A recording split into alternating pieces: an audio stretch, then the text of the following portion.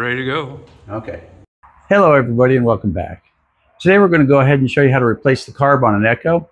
Now, I picked this up just a couple of days ago, and it doesn't run. It's just in bad shape, and it's got this goofy pickup on it. So we're going to switch it off and put a tube on it and replace the carburetor and put new fuel lines on.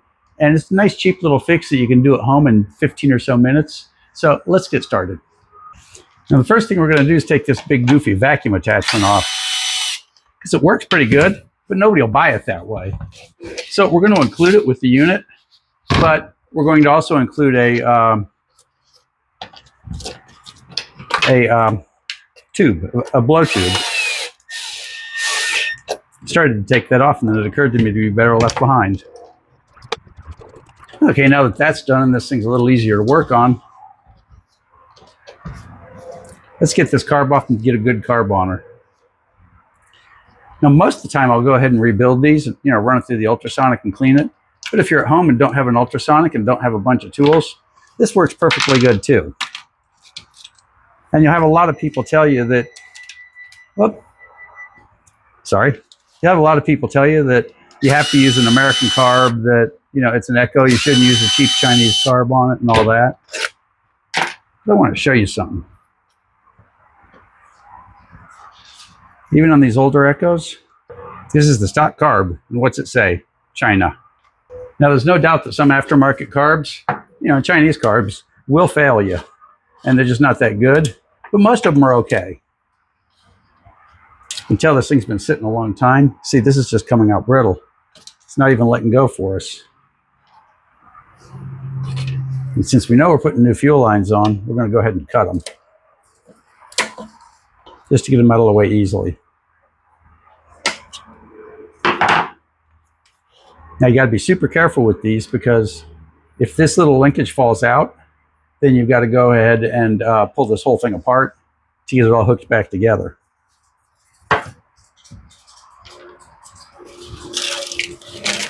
So here it is. Here's our little kit. We picked this up for about 15 bucks. And is it a Chinese carb? Sure it is. Is it going to work fine? Yeah, probably. They usually do. The only thing I can say is these little L7T spark plugs, throw them away.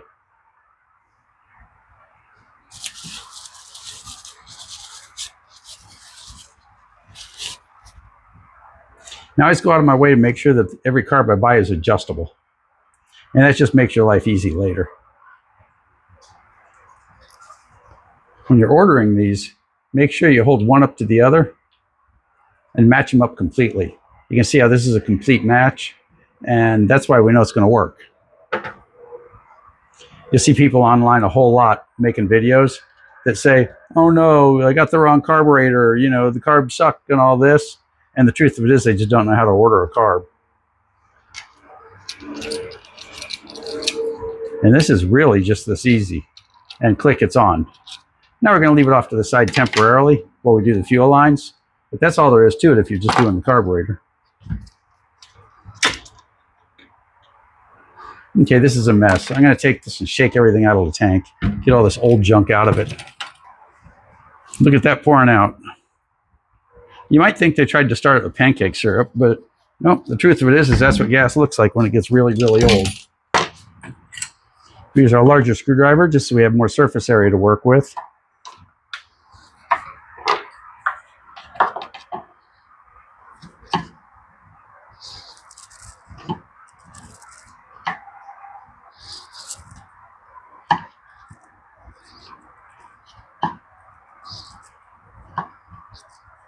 Okay, get in there, buddy.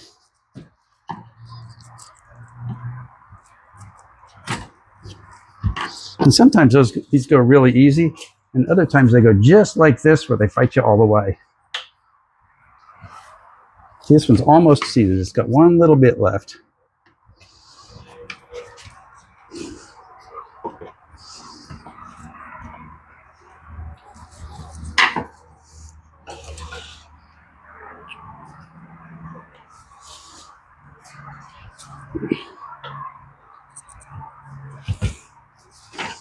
Okay, with this one little corner, in and down, in and down.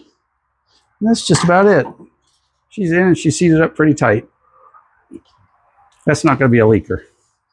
Okay, let's get our linkage back in place. Sometimes you get lucky on, sometimes you don't.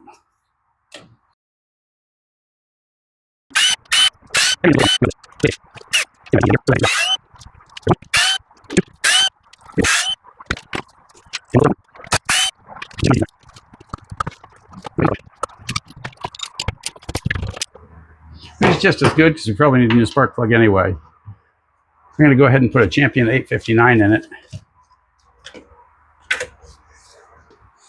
Okay, let's get the carburetor loosely in place. And we'll go ahead and hold the linkage on, like so. This carburetor will hold it in place once it's in. It won't come out terribly easy.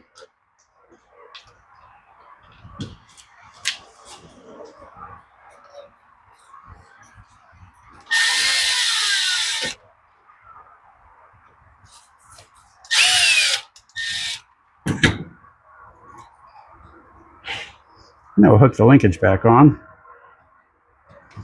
When you're hooking it back on, you always wonder how it came apart so easily.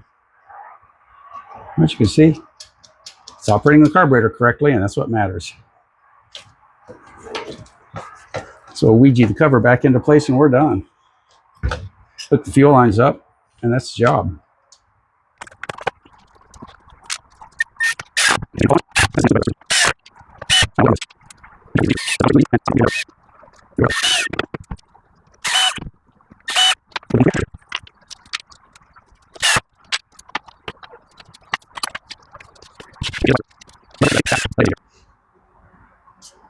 Okay, now we'll go air filter.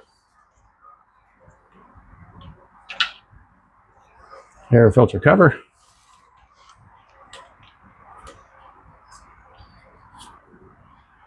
And remember, the one with the curve in it, in this case, is the incoming fuel line.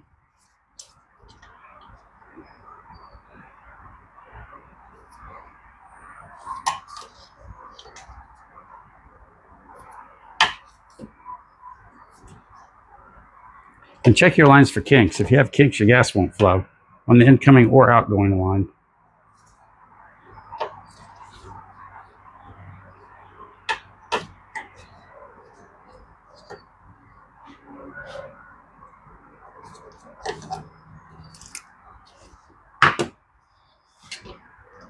Okay, this line's just a little bit long, so we're going to take just a little bit off of it so it fits nicely. We don't want to leave any kinks in the line.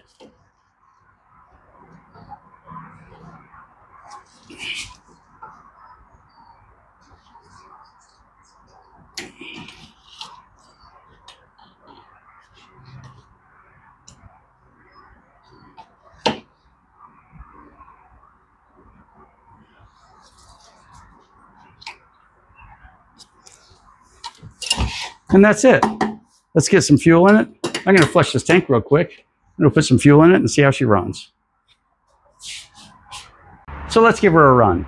I still need a tube, and I need to put a new spark plug in it. After that, she'll be ready to run. So we'll choke her. I heard something. I heard it kick a little bit.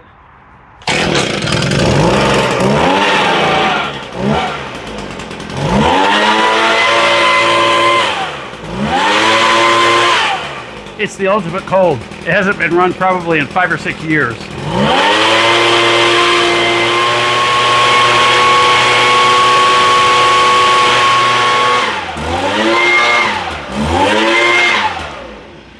I don't think I'm going to sell that one. I think that's my new shop blower.